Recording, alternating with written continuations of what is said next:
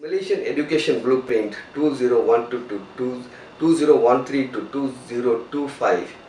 In fact, to me, partially I'm excited. It's a very new idea because they wanted to have a new language policy.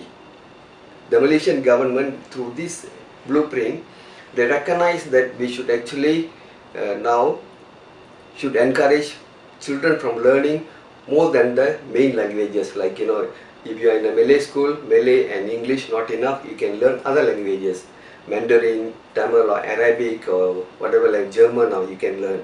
So they want to encourage learning of additional languages because they feel languages are a tool for global competition.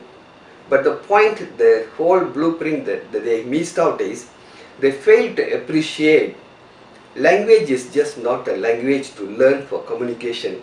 Language is closely linked with two things. One is the issue of identity, the other one is culture.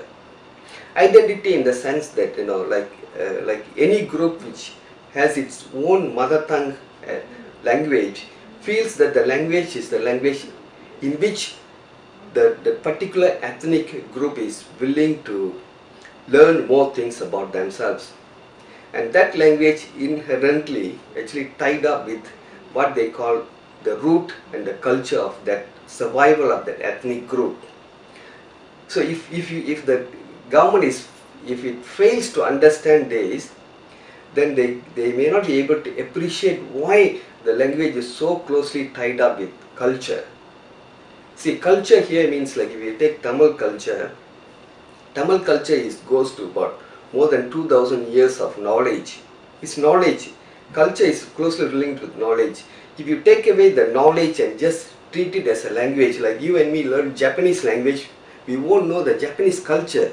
We will only know how to speak Japanese language to a Japanese because we want to transact something. But Japanese culture itself is so deeply intertwined with how they survived, how they come through difficult times, what kind of literature they have, what kind of poetry they have, what kind of scientific knowledge they would have got within their own culture.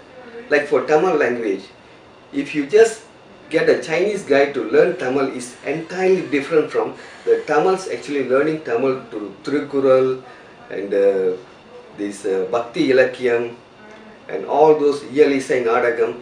When they learn through all that, there is a vast amount of knowledge that actually gives the identity to the Tamil.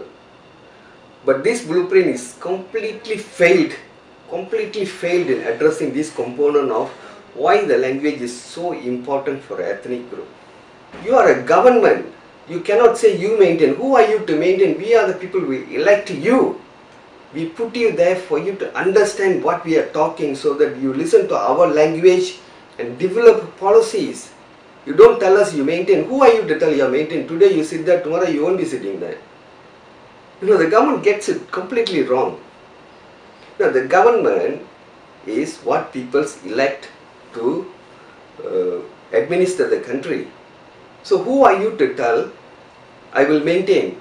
We are not interested in you maintaining. We want you to really listen and develop an education system which will harmonize all these things so that whether you are a Tamil or you are a Chinese or you are Malay, your inner potentials are enhanced and improved, and we understand each other better through our cultural identities and our respect for each other.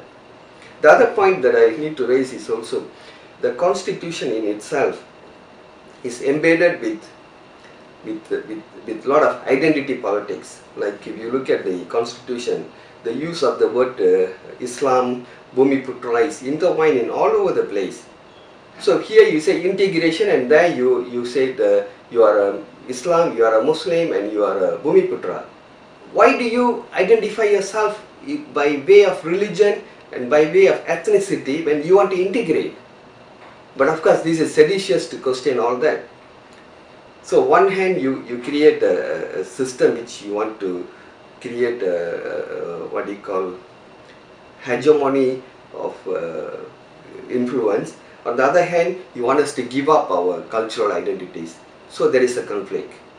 You cannot resolve this conflict without addressing the causes of it in the first place. So if you ask me whether this blueprint will cause anything to, Tamil school system will survive. It survives through the colonial period, survives through the last. It will survive simply because the Tamils want to fight for the Tamil. It shouldn't be the case.